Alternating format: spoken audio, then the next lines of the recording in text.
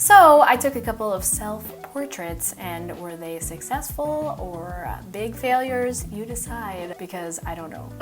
Since I'm newer to photography, I haven't done many self-portraits at all. I only did one other one. I'll actually link some of the photos of that.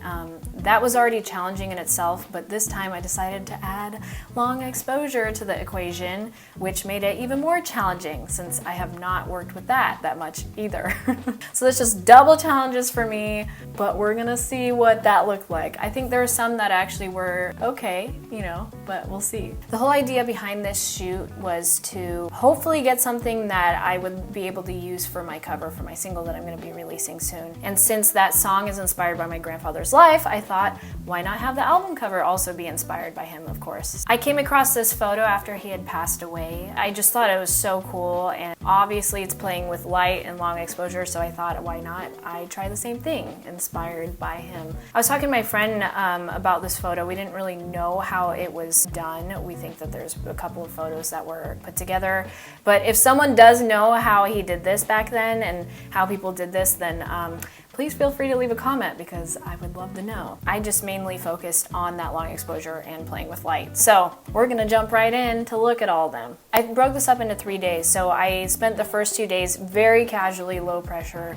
playing with light, not even caring what I even looked like in the picture, just trying to focus on learning how the light worked, how each variation with the long exposure worked, and how it made me look, all those variations. With that said, please excuse any stupid faces that I'm making in these first few sets of photos because I was concentrating and I was not thinking, oh yeah, I have to look good in ththese pictures as well. That's really hard to keep track of when you're taking the pictures, but we're gonna show them anyway. I'll tell you my setup real quick. I have my camera, my Sony a7 III, which is a great camera, so I'm glad that I at least had that. But other than that, it was just my phone flashlight. Normally with the self-portraits, I would be able to use my phone to see what it looks like through the camera, but I didn't get that luxury this time because I was using it for the light. So that made it a lot more difficult as well. But all these things with the light, the whole lighting of everything is just my phone. So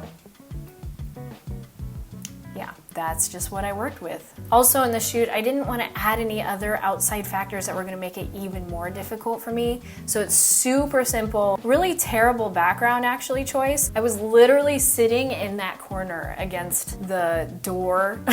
But guess what? You can edit out weird stuff after. So that was my mentality for that. The first few shots, I was just doing it in the room, just playing with the light. And I will show you some of those. You could see that I wasn't really getting anything that great, but I did accidentally take one picture that made me think more about what I wanted. And that's this picture where my face is more clear up front, and then you could see in the back like kind of a ghost version, and then there's also the light. I knew then that I also wanted to play with like two-faced kind of lighting with that long exposure as well as the light from the phone. But yeah, that kind of inspired all that. It's just, my face in these are just ridiculous, but you know, it's okay.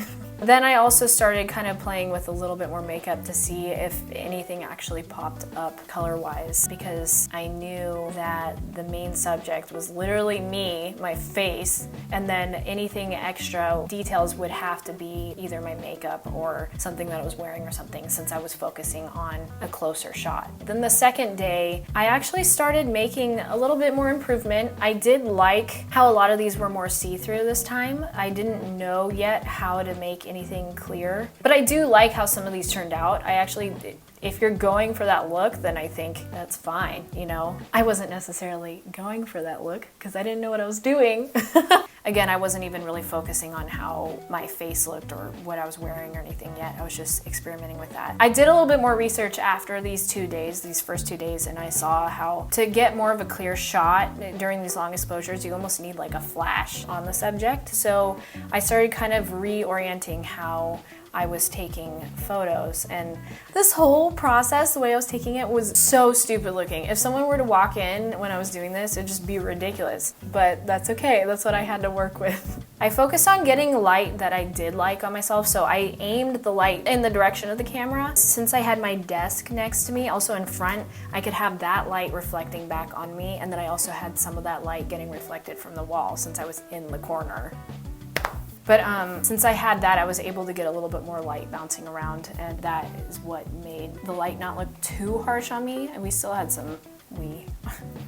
had some harsh lighting going on here and there, but that's what I would do. So I would hold it up and I would essentially make it like a flash. So I would get ready to take the picture. I was like focusing it. In some of the situations, I would immediately just like put that light out by putting it on my leg, move out of the way, and then draw with the light like that. I only was using, I think, 2.5 seconds of the long exposure, so you really had to think quickly and move quickly. And then I also started playing with the two-phase things, which I'll also insert. I didn't record that much of this behind the scenes at all because there's not much to see. I realized in order to get that clear look, I had to do that flash kind of imitation. That way, make that first photo clear. I didn't even have to duck.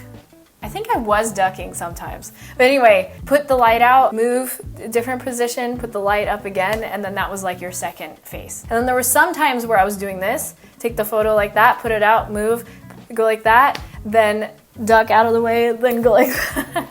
It was ridiculous. This is not actually, no, this is not how anyone should do it, but that's what I ended up doing. So let's just go ahead and look at what ended up happening. I do like these with the light that's actually a streak and everything. That's closer to what the inspiration of the photo was of my grandfather. So I have no idea which ones I like better. I'm not too worried about it, but I really do like the double-faced ones. Either it's really cool and it's gonna be cool forever, or it's gonna end up being one of those things like back in the 80s or 90s where people thought things were cool and then you look at it later and you're like, it's not cool.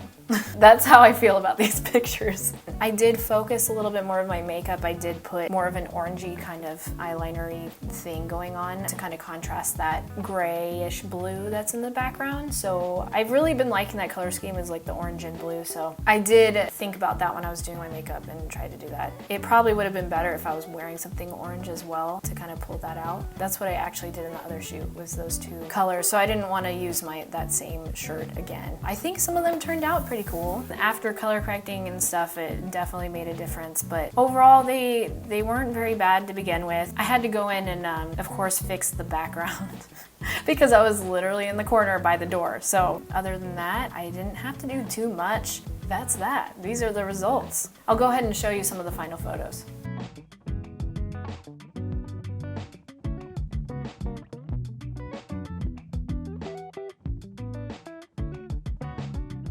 So yeah, that was my process for this thing. Definitely way different for me, big challenge for me, learning how to do the self-portrait stuff and also playing with long exposure. But I learned a lot for both of those things, and I'm definitely looking forward to taking more self-portraits because it's just good practice for me and it's fun, and I'm also learning what I like about myself in photos, I guess. But I'm hoping that I can learn more about myself as a subject in pictures, get more comfortable with that, and then also learn a lot more about photography and lighting and all those things too on myself, just practicing. So yeah, let me know what you thought about these photos and which ones you liked the best and which ones you think would be great as a single cover, and we'll see what happens with that. If you're interested in seeing my other logo video of creating my whole logo that I might be actually putting on these single covers, whichever one it ends up being, I'll link that below as well. I want to document a little bit more behind the scenes, but for this one, hopefully that was still insightful to see. And if you're interested in seeing more of my creative process with music or design or photography,